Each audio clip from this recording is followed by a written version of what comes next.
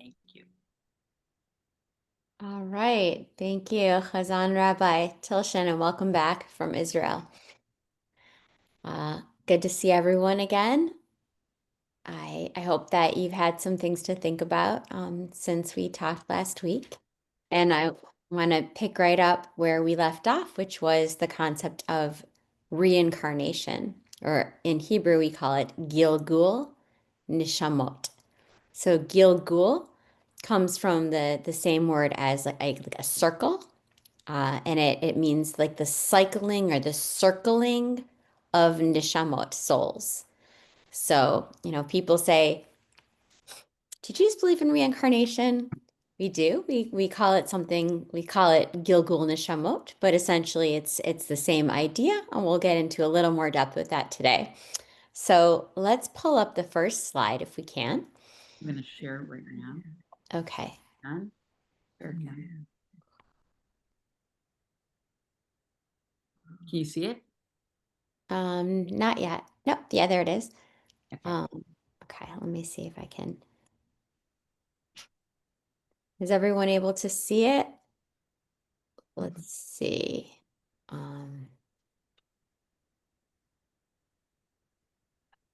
Okay, I just need to close there we go. Okay, so if you go back to the top so we can just see what it looks like in Hebrew. Okay, so Gilgulei Nishamot, meaning like the cycling of souls. And now we'll go down a little bit and can ask if there's maybe someone who'd like to read. If you want to read, you can just put your hand up and Rabbi Tilshim will call on you. Yeah. We'll just read the first section, the first 3 lines. Hang on a second. Yeah, I'll read. Okay, thank you. Gilgul Neshamot is the Jewish mystical belief that souls undergo a cycle of reincarnation to continually reach higher levels of purpose and meaning. It is rooted in the idea that the soul can be reborn in different bodies across different lifetimes. The primary goal of Gilgul Neshamot is tikkun, or rectification, which involves correcting past mistakes and achieving spiritual growth. Souls may be reincarnated to rectify particular shortcomings or to complete unfulfilled tasks from previous lives. The idea is derived from early Jewish texts such as the Zohar, the foundational work of Kabbalah attributed to Rabbi Shimon bar Yochai in the 2nd century, and Moses de Leon in the 13th century. Okay, so that's I want to see if I can see all of your faces too. Oh, it looks like Asher Tilshin joined us, so I want to take this moment to wish him a very, very happy birthday. He is Rabbi Chazan Marsha's incredible father, and he just celebrated. What birthday was it, Marsha? 99. 99. He is the youngest 99 I've ever met. That's for sure. Sure. He's a good. Happy birthday. Absolutely. Okay, so does anyone have a question on anything that they've read so far? Otherwise, we'll just keep looking at some of the texts, some of the ideas. Okay. And again, today is really a broad overview. We have 1 hour to sort of cover ideas about reincarnation as well as the Jewish rituals of mourning and how they connect to the soul. So we're not going to go really deep into it, but I want you to have a general sense. So if someone were to ask you, what does Judaism have to say about this? Or if you're wondering for yourself, you have, just the taste of excitement of like where to go from here. Where do we go from here? You have an idea, and it will spark your curiosity to continue. So what are some of the reasons that a person might reincarnate or go through Gilgul Neshamot? As Irene read, the purpose is correct past mistakes. Souls return to address sins or ethical shortcomings from previous lives. I'll read all of these and then we can think about some examples. To fulfill unfinished tasks, they may be spiritual missions or potential that was not realized in former lifetimes. I mentioned to you in the last class that the word in Hebrew for tinok, which is a baby, and tikkun, which is rectification, share the same letters. So there's an idea that every human being comes into the world with a certain amount of rectification, a certain amount of healing or wholeness or fixing that they individually can do in this material world. That this material world has areas that are uniquely created. They're there like a lock and key for the qualities that we as individuals contain, both the darkness that we've experienced and the light that's within us. It provides like a unique key to unlock some piece of healing in this physical world. So we're all here with certain tasks that we and only we can do. So this is getting at, that there are spiritual missions or potential that we each have the capacity to work on, but many times it takes more than one lifetime to fully correct those aspects of the material world that are broken in the very ways that we have the capacity to fix. So our soul will come back again and again until it has truly been able to take a certain amount of brokenness and make it whole. And we're reminded at so many Jewish life cycle events, holidays about the brokenness in the world, and that God has given us the potential to bring healing and wholeness to the brokenness, whether it's the way that we break the matzah at the Seder or the way that we break a glass at a wedding. There are many Jewish rituals that involve breaking and healing and brokenness, tikkun olam. The third example here is to achieve spiritual growth. Through various life experiences, our souls gain wisdom and deeper understanding. So if someone were to ask me, what is the purpose of being, in the material world, of being physically here? I would say that we are here to evolve our souls to become like better and more capable versions of human beings who can bring more order and light to that primordial chaos that we talked about from Parshat Breshit, where it says in the beginning, there was tohu vavohu v'choshech, there was chaos and darkness, and then it says that God created light.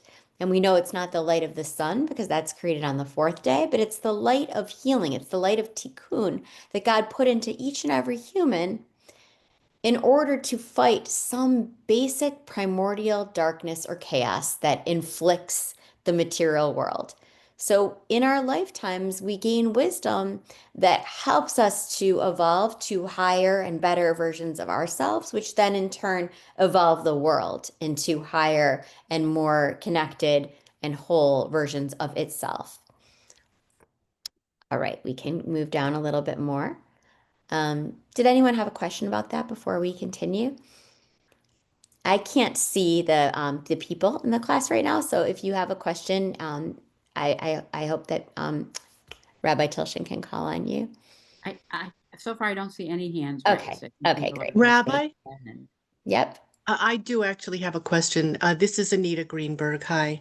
Are you going to go into what happens when the soul has gone through incarnations and is fully evolved and is finished resolving brokenness, like what that ultimate state is?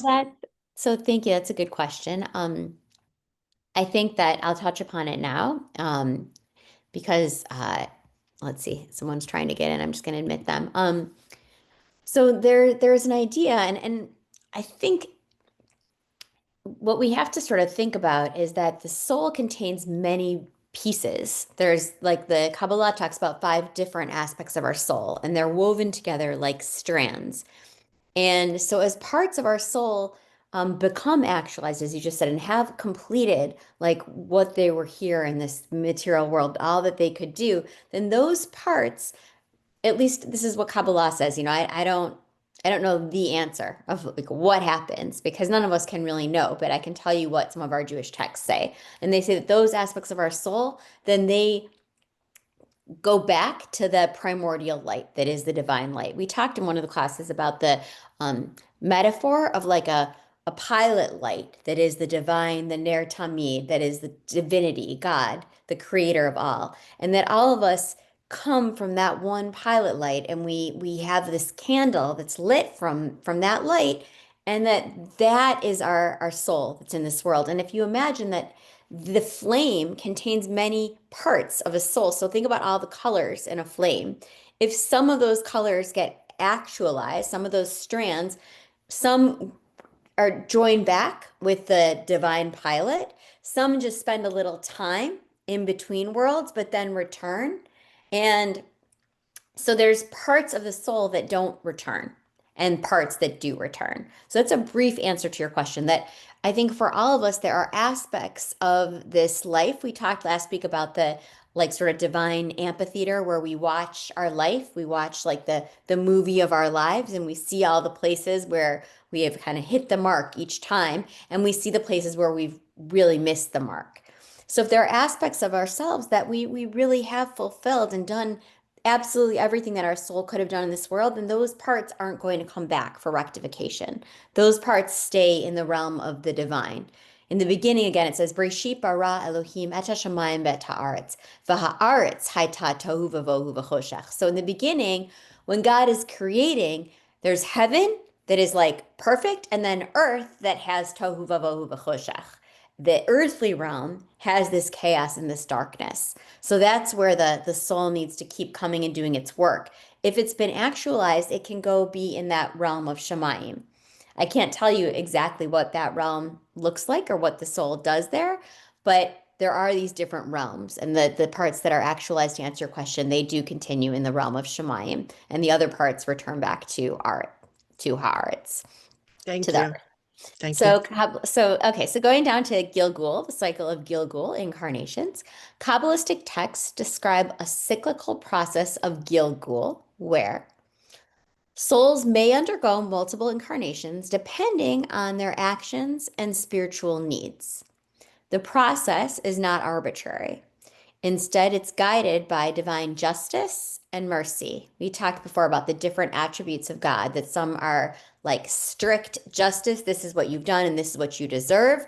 And then there are aspects that are more compassionate and loving, and that we need both. Just like in any good parenting, you have some love and then limits, justice and mercy. That and watching that movie, that in that amphitheater, you're going to feel some aspects of pain and some aspects of regret and longing for making different mistakes. But when you feel those emotions, it's not meant to punish you as much as to motivate you, so that your next go around, you have a stronger sense of what's possible. So that's the divine justice and mercy. The circumstances of each life can be influenced by the soul's past deeds. So there's an idea that we sort of get set up in our next incarnation to address some of the things that we weren't able to in our past lives. So there's an idea that the soul chooses parents that will help you address those things. So sometimes they rub against you like if you take I happen to have these matches here for my Shabbat candles. If you take a match and you rub it against something, rough, oops, in order for the light to come out, okay, can you see it? Is it in the camera? Yes. You have to strike it against something hard, right? You have to strike. It's like we are this match with the phosphorus tip. And in order for our light to explode into the world, we have to be hit against something that's challenging. If you just have the match and it's just sitting here and it's easy and everything is simple, the light isn't going to come forth. So sometimes you say, like, well, why am I in this situation? Why my parents are so difficult, or I have so many challenges. But one of the ideas in Kabbalah is that you need to be struck against hard things in order for the light to come out. And sometimes it does, and sometimes you just strike and nothing happens. But ultimately, one of the ideas is that our soul hits against things that will cause the light to spring forth. So this next point here is a soul may fragment and share its essence. This one is like a little hard to get our heads around, but we're taking a lot of leaps of faith in all of this journey. So a soul may fragment and share its essence with other souls, creating a complex interrelationship between individuals. This can lead to multiple souls sharing experiences in one life to facilitate mutual rectification.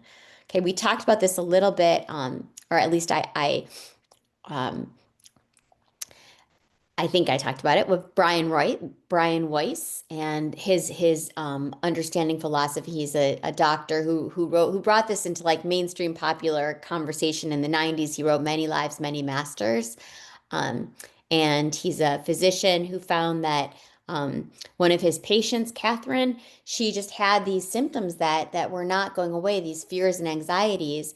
And she started having memories from previous lifetimes, and he was able to help her through meditation and like hypnosis to remember things that had that were triggering. Like, she didn't remember them in her conscious life at all, but when she was under hypnosis, she could remember all of these things from previous lives that were causing her anxiety in her current life.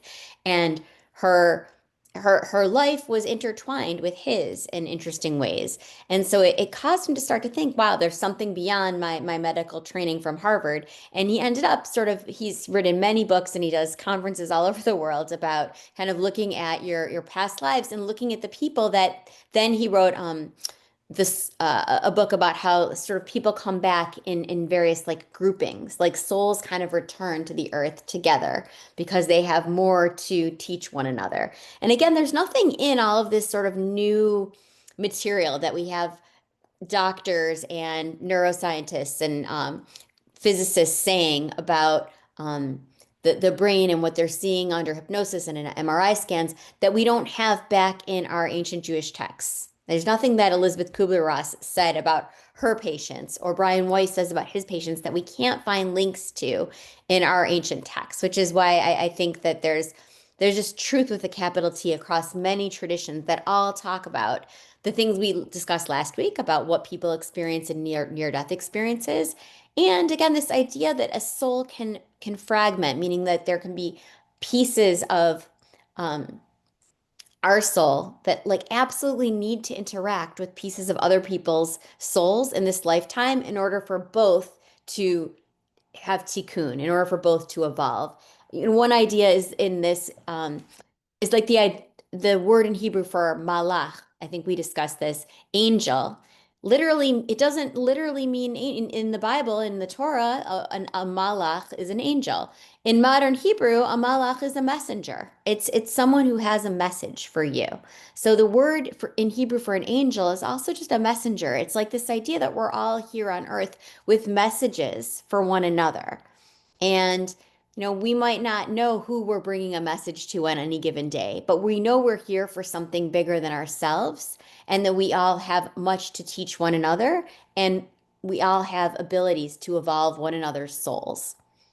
And so, yeah, Rabbi Kushner writes a really beautiful, Rabbi Lawrence Kushner wrote a very beautiful poem about how we're all here, like in the days before they put puzzles into a plastic bag and like, pieces could get lost. He says that we all sort of received, maybe like 90% of our puzzle and then like 10% of a lot of other people's puzzles. And we're here kind of wandering the world saying like, I've got this like blue piece with a little white on the edge and a dot of yellow. I have no idea. And someone, who overhears us says, I've been looking for that all my life. And you say, oh, here, you can have the piece. I don't need it. And you've helped them to complete their puzzle in that moment. And you may never see them again. It could be the most casual encounter. Obviously, this is all metaphorical, but that we're all here kind of working to fix one another's puzzles. And like I mentioned last week, with the underside of the needlepoint. We had a picture in last week's slides that showed the underside of the needlepoint, that's what we're seeing when we walk around this world. We're not seeing the clear picture. We're seeing all the knots, the sort of ugly underbelly. And we can see there's some colors and it looks like there's some shapes and we have a general sense that we're here for a reason. But in the book of Exodus, Moses says to God, let me see your face, God. I want to see you. I don't understand what all this is about. The people are complaining and my job is so hard, and please just show me your face. And God says, you can't see my face, but you can see my back.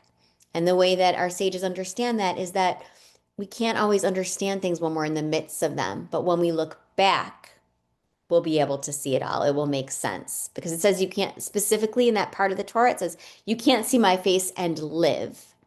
So we believe that after, when you're no longer physically alive in this world, then you will see God's face, which means the face, the other side of the needlepoint, the picture. And not only our own little needlepoint picture, but the way that our little needlepoint picture interacted with everyone else's to create some incredibly beautiful whole. You know what I mean? It's like you turn it over and you can see your little, I don't know, imagine it's a flower. And then you see the whole garden that flower was interacting with and a part of. Okay, we talked about this in the first class, we're all pieces of that same body. It's like, our piece might be a fingernail and someone else's piece might be like part of a knee bone, but we're all part of this same massive entity that is the divine presence. That was the first thing we looked at, the Yud Hey Vav Hey, that looks like a human being. So to imagine that we can, make a cut on our finger and that it won't hurt the rest of our body won't feel that, is absurd. And that's why when humanity hurts, we all hurt, or at least we should. We should feel for one another, because we are all part of one divine entity that's kind of temporarily in these sort of flesh sacks, these rental cars. Okay, so let's move on to the next page, unless there was a question there. Okay, so mystical practices. Kabbalists believe that by engaging in specific spiritual practices, Kabbalists, I would say also Hasidic Jews, there are many different sects of Jews and who believe this. And I mean, I believe this, that engaging in specific spiritual practices like prayer and mitzvot and learning will influence our souls and the experience of Gilgul. That these practices, that doing mitzvot, studying, working on ourselves, will affect our soul's ability to evolve to a higher level. And they're a guidebook. They're almost like a GPS. You can try to evolve your soul on your own, just like you can try to get to a really faraway destination on your own. But it kind of helps to have the GPS there saying, like, turn right at your next, past this light, go straight. At your next light, you will turn left. That's like the mitzvot. They're a guide, and we can choose to throw away the guide and just figure it out on our own. But it's going to take us a lot longer to get where we need to go. And we might have to go down some very dark alleys and end up in some neighborhoods that, aren't really great. It might not be as clear a path. So that there's an idea that we can identify past lives through meditation, hypnosis, introspection. I have not personally been through my meditation, been able to access past lives, but I don't doubt that it is possible. I do believe it's possible. And I think that it just takes a certain level of intentionality and maybe working with people who really are skilled in doing that. But I do believe that we all have this ability to access a soul that's bigger than what we're conscious of on a daily basis. If only, we all access it at night. And when we go to sleep, our soul travels somewhere. Like we talked about, we say in the morning, Moda ani lefanecha, melech chai v'kayam, shechazarta bi nishmati. We thank God for returning our soul to us gently and compassionately, and having faith in us, that during the night our soul was able to go and have experiences and be enlightened before it returned back to our body. So there's just, in sort of like our mainstream tefillah that we say every single day, we acknowledge that our soul has experiences that are bigger than those that can fit into our goof, to our body. Essentially, our consciousness is bigger. If you want to talk about it on a brain level, our consciousness is bigger than our brain. Our brain is kind of siphoning out all that's there in our consciousness and only giving us what we truly need to survive. But there's so much more that is always kind of fighting for our attention. And that's why meditation and Jewish practices are really phenomenal ways to get in tune with things that are bigger than our basic need for survival, things that help us to touch our soul, that part of us that is eternal, that isn't just looking to eat and sleep and procreate, but that has deeper needs, and wants to understand a sense of purpose and meaning beyond those essential like physical drives.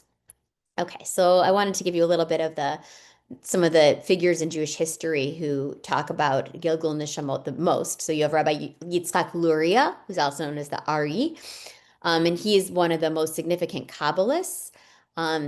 He like really sort of popularized the idea. So you have like the sort of 2nd century sages who talk a little bit about it, but it doesn't really become a popular part of Jewish, conversation until the 16th century, when the Kabbalists really take the idea of Gilgul Neshamot and bring it into mainstream. So Rabbi Luria taught that souls can return to the physical realm to complete spiritual tasks, and that this process involves transcending the limitations of past lives. So it's like in our lives, there are things that limit us, and each lifetime we're hoping to overcome just a little bit. The word ivri, like ivrit, Hebrew, or ivri is a Hebrew person. It also means to overcome, to go beyond, to transcend. So it's like every lifetime as an ivri, someone who speaks ivrit, we're looking to transcend and get a little bit higher.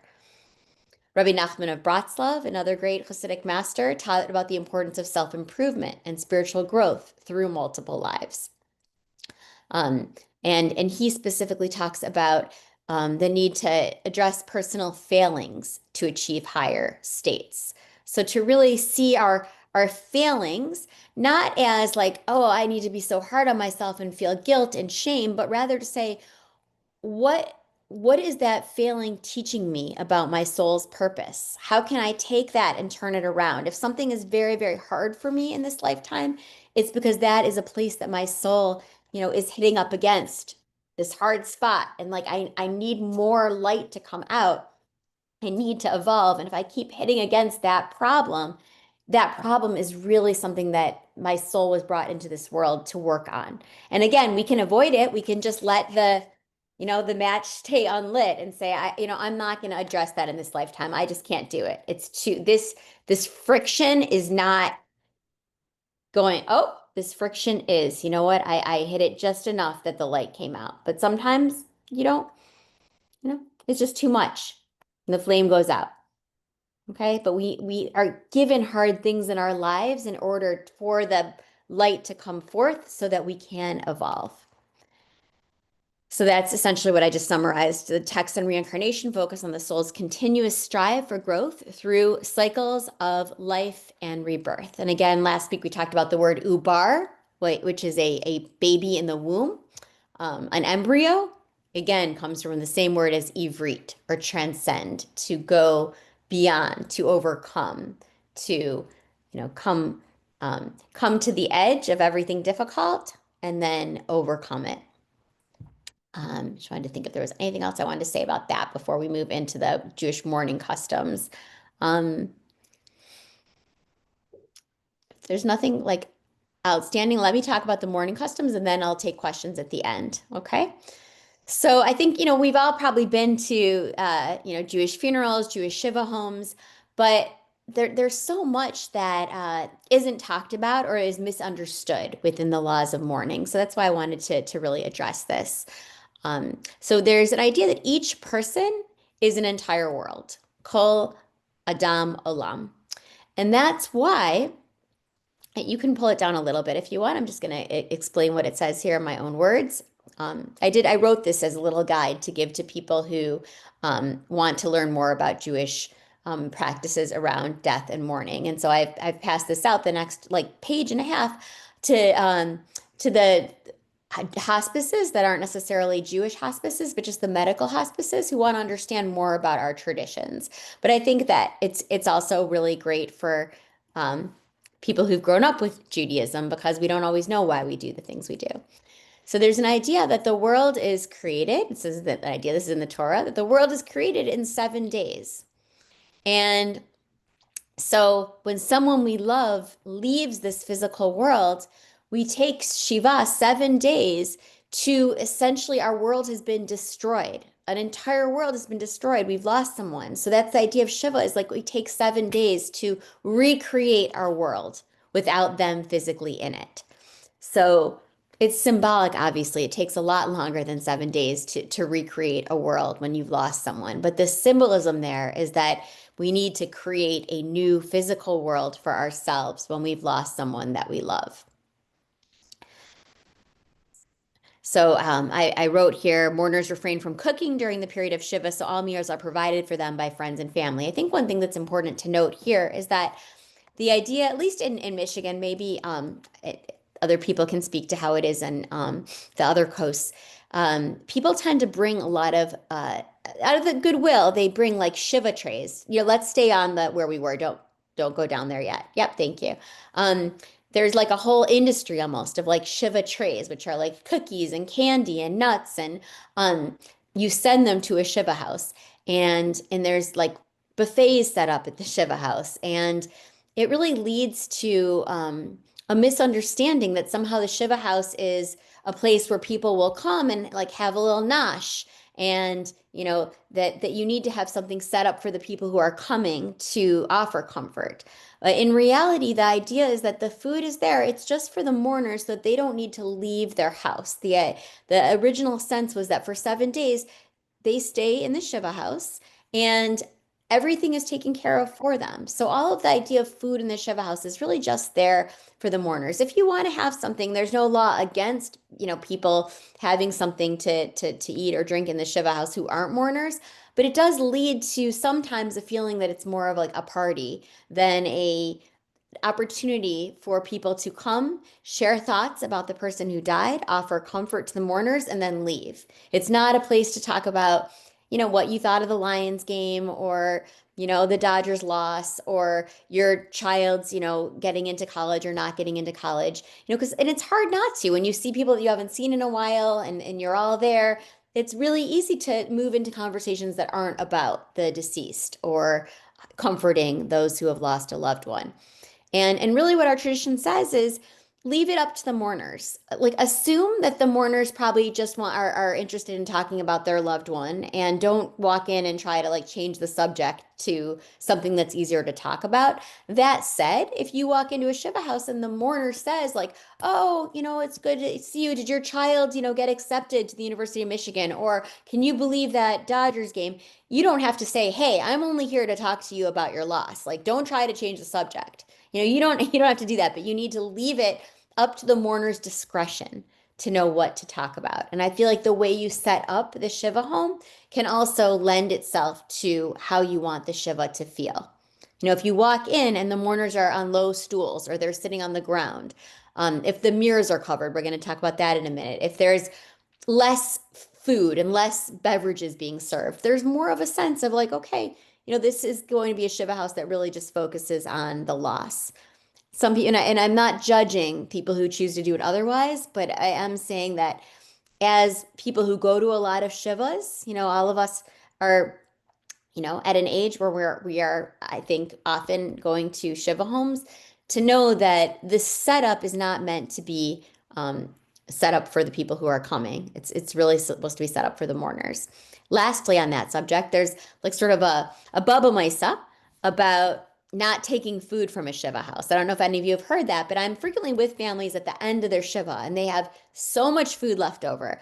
And there's some kind of idea that you shouldn't take food from a Shiva. The only reason that came to be is because of the original goal of the food at the Shiva. The original goal meaning that the people who are mourning don't need to procure food for themselves. They don't need to worry about what they're going to eat. They don't need to cook because they have plenty of food being brought to them. That said, if there's food left over and the mourners want to give it to you, you are welcome to take it. There's no like ayin hara that if you take food from a Shiva house, something bad will happen to you. Your house will become a Shiva house or something. That's just foolishness. If there's food left and the mourners don't want it, you don't need to let it go to waste. You can take it or you can donate it somewhere. But I've been in Shiva houses where they say we have to keep it all, we have to put it all in the freezer, and it's just, sometimes it just goes to waste. Okay, so that's a little bit on that. Now we're going to talk about the candle that's lit in the Shiva home. So it comes from the idea of Ner Hashem Nishmat Adam, that the human soul is God's candle. So for the 7 days that you're sitting Shiva, it's like you're recreating this world, this physical material world that we live in, without your loved one physically being here. But you know what is here is their light, because we've talked before about how their light gets transferred into our light. When we love someone, our souls connect, and their candle transfers some of its light into our candle. So by having this light lit in the Shiva house for 7 days, we're reminding ourselves that our task now is to create a new world with their light in it. Even if their physical being is no longer here, their light is here, and it's up to us to ensure that it remains. So we tell stories about them, we talk about their values, we are reminded of them for these 7 days or however many days you're in the Shiva house as a way of perpetuating their light, a way of saying, I now know that in order for their presence to be felt in the world, I need to carry their light. I need to carry that into the world and bring it everywhere I go. Their light has been combined with mine. Imagine that your light burns a little bit brighter because it carries a piece of theirs. And that's what we're cultivating during the days of Shiva. So let's see what I wrote here. You will notice there's a large candle in the Shiva house that burns during the entire week. Through each person's soul, God brings light into the world. During our lives on earth, we work to share that divine spark and bring light to those around us. When we have passed from this world, those that we have touched will continue to carry our light. Similarly, in lieu of flowers, it is the Jewish tradition to donate money to a worthy cause in memory of the person who has died. In so doing, the life of the deceased continues to bring light, hope, and healing to the world. So when you donate money, it's like we believe in the continuation of the soul. So in some ways, it's very sad when we lose someone and when someone is no longer physically here. But from a spiritual perspective, there's a sense that we will meet up again. And so what's really sad is that besides missing them and longing for them, that they can no longer do good in this physical world. They can no longer continually bring healing and tikkun. So we need to up our ante, up our ability to do tikkun in the world, to do good, because they aren't here to do it. So we take, let's say their clothing, we're going through their closet. We could just let all their clothes sit and look at it and close the door. But at some point, the idea is to give their clothes another mission, to let their clothes do good in the world. They don't need them anymore. So allow their clothes, donate them somewhere where someone might be able to go on a job interview because your father's suit is now in their hands. And in that way, it's like your father's neshama is getting an aliyah. It's rising even higher because he's continuing to do good in the physical world, even though he's not here. And the same is true when we donate money in someone's memory. Their life and their light continues to grow even without their active participation in it. And that's a true mitzvah. Okay. We'll keep moving here. So traditionally you see this picture I put of the mirrors are covered in the house of Shiva. A lot of people think that the reason the mirror is covered is because we shouldn't be vain and we shouldn't worry about how we look. Well, that's, it is true that it's best to not be overly vain in a house of Shiva. It's not really the reason that's given in our sources. There's 2 reasons given in the sources. One is to remember that we are more than our bodies. We are more than what we see in the mirror. That's just a physical representation of who we truly are.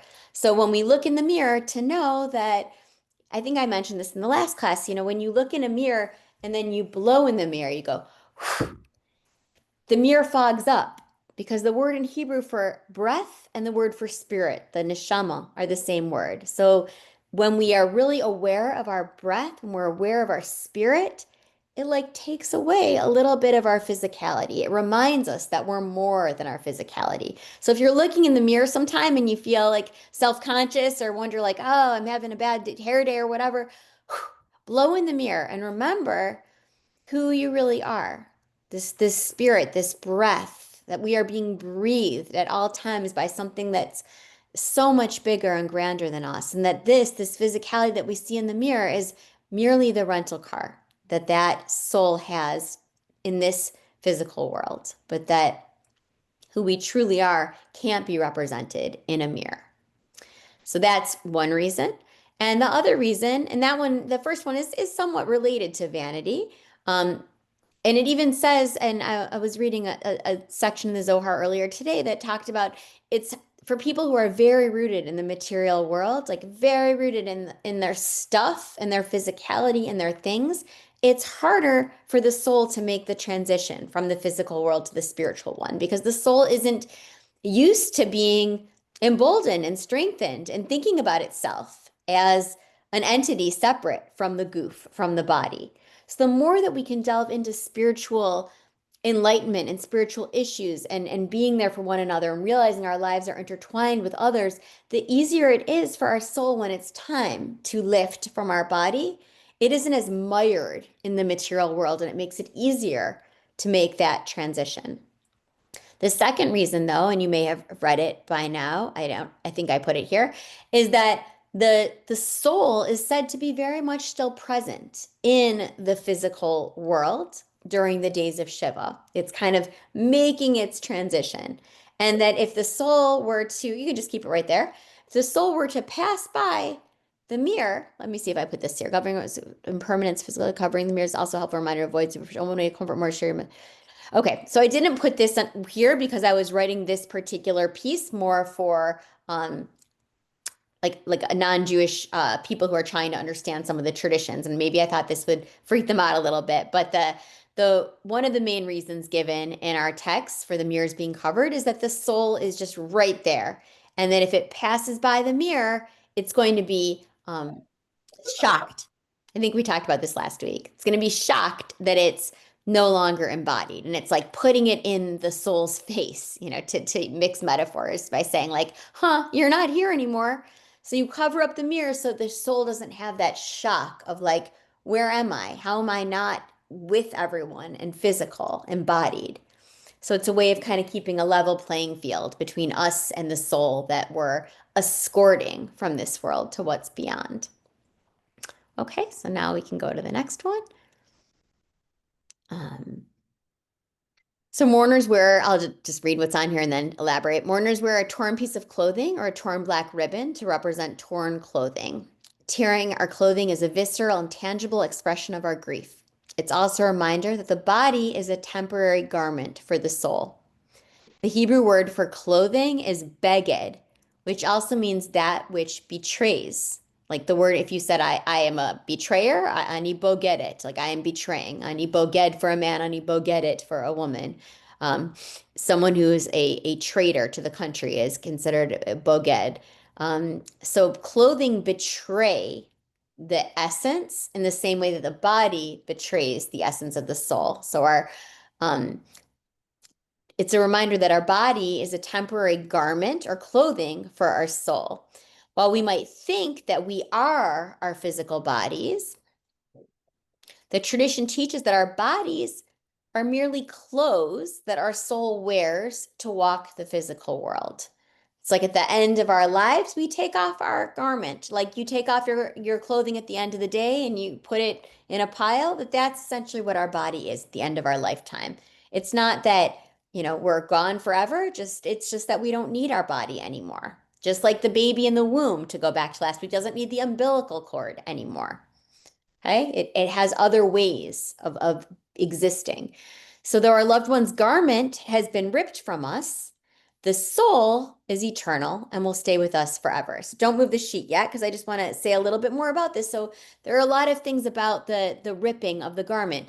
So traditionally, what you're looking at on the page probably looks like what many of us are familiar with seeing at funerals, at Shiva homes, is this ripped ribbon. But the true tradition is that whatever you're wearing, when you hear about the loss, you tear it. And it's like a very visceral, like I'm just so upset. I want to tear something. And the Torah tells us don't hurt yourself. Don't do anything that's self-harm.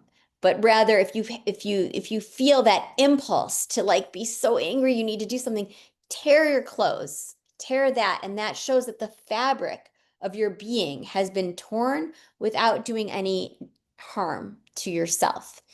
Moreover, specifically why the clothing? Because clothing is from the word beged, to betray, and we're remembering that it's our loved one's garment that's been taken from us and not them. And that there's been a tear in the fabric so that their soul can be released, but it's not that they themselves, their neshama, is no longer here, because that is here. And as we come to realize that, we only wear the shiva, the ribbon, for 7 days while the soul is kind of making its transition from this world to what's beyond. And then after the 7 days, we take it off, and we know that their soul is on its way towards doing that tikkun that we talked about, I think in the first session, that all those months that we're saying Kaddish, it's like when the soul is going through the work of watching those films and seeing where it hit the mark and where it missed the mark, and working towards knowing what it's like, what's it called, where the teacher gives out syllabus. What's the syllabus for the next lifetime? You know, that's sort of what those 11 months are, figuring out where we passed and are moved on to the next level, and where we need to sort of go back and repeat some things, and looking at what are our syllabi for the next lifetime going to be. So now we can move on to I think it's the last thing. Yep.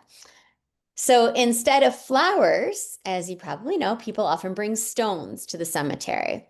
There are many different explanations for this, and many rabbis will say different things. What I particularly love and what speaks to me is that the stone represents the life and legacy of our loved one. When we go to the cemetery, we unveil the stone. This represents their life and legacy, but it's not truly where their life and legacy is. Their true life and legacy is in the people that they loved.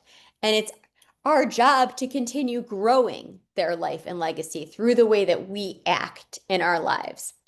So it's like every time that we do something inspired by who they were, or what we remember them teaching us, or who we know them to be, we're growing their legacy in the world. So we're adding stones to their stone. It's like this stone is never enough to truly capture who they were.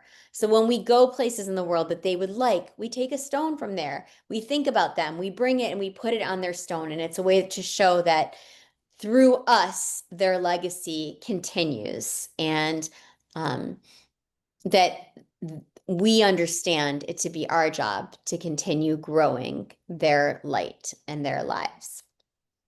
So that's all I have and this PowerPoint to show you for today. I'd love to hear if you have questions. If obviously, I'm sure there are a lot of things that are left unanswered because we can't cover everything, but I'm happy to take some questions for the next, whatever we have, couple minutes. Irene. Okay, I see Irene has a question. Yes, for several years, I was the co-chair of a committee where we would go to people's shivas. And so I learned a lot about Shiva and how it's the opposite of hospitality and what it's really supposed to be. The problem was that nobody else knew.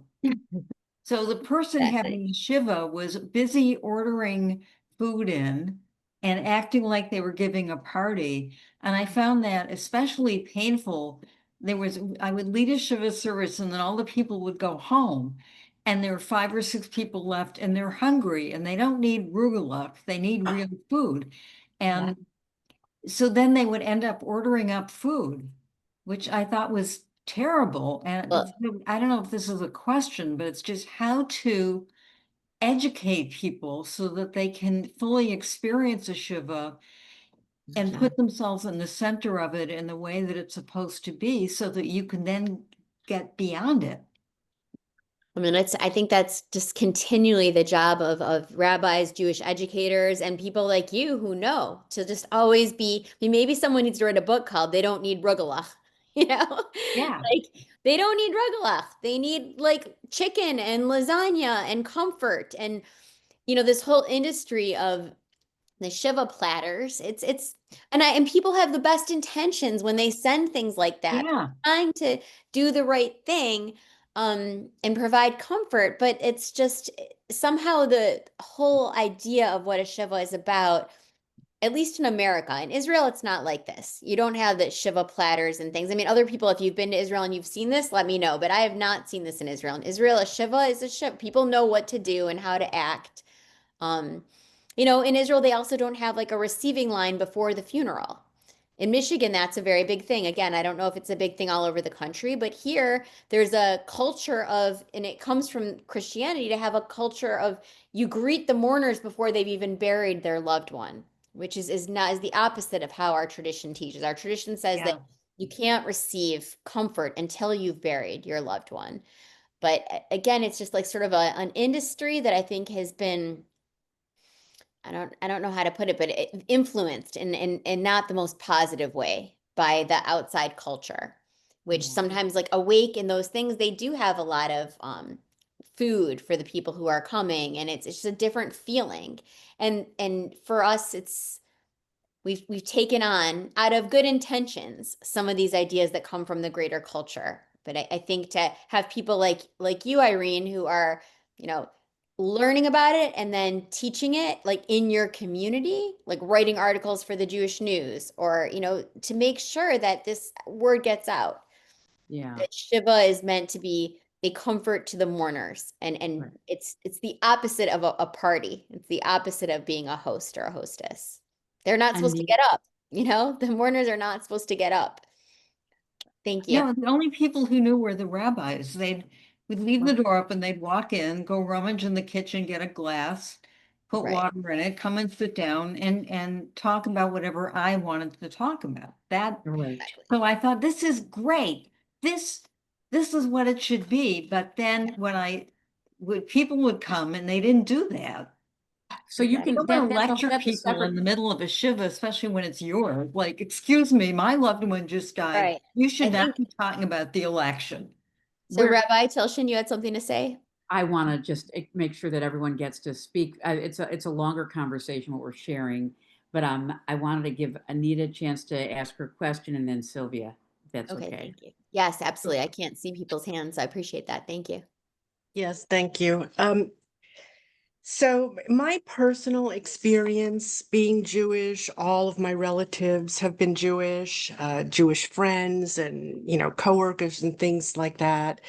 It seems like they believe that as Jews, we don't believe in reincarnation. And I even experienced that. Oh, I have to also say that these Jewish people that I'm speaking about, for the most part, are secular or reform. And I grew up pretty kind of secular. But even non-Jews seem to think that we don't believe in reincarnation.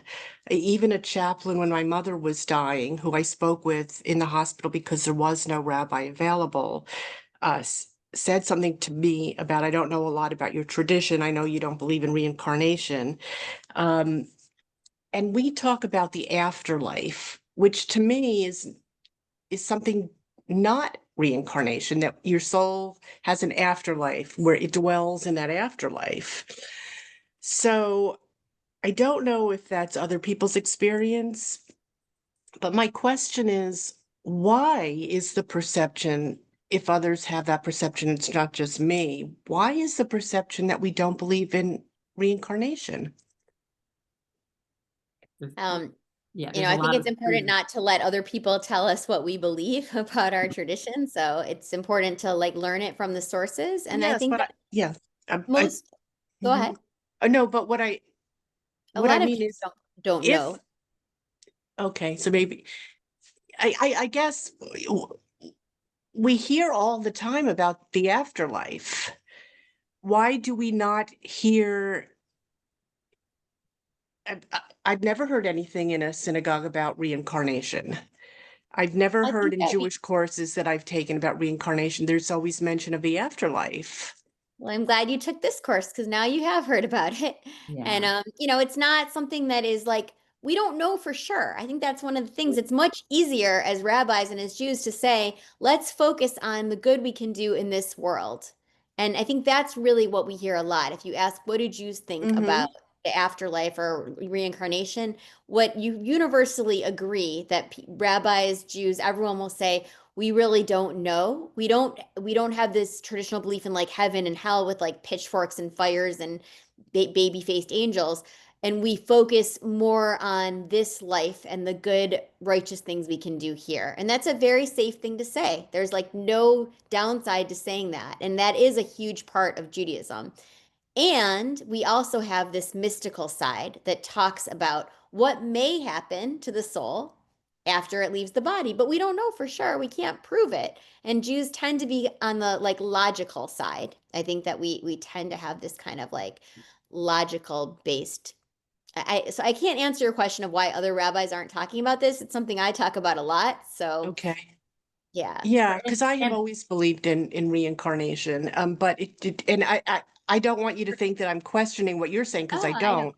Just, why is Yeah. general perception that we don't believe in that? That's all. Yeah. I don't know, but it looks like Asher has his hand up, so I want to call Well, in. first of all, wait, Sylvia, and then Julian, and Oh, then okay. Asher, okay?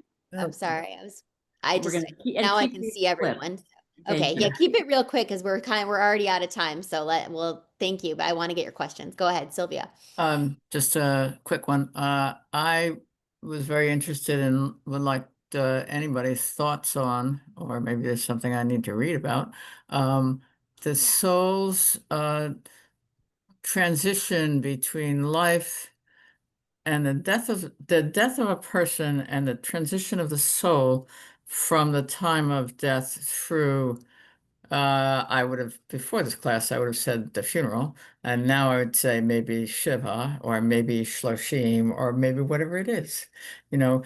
Is there a precedent or a strong belief that the soul is still with their loved ones through all these processes?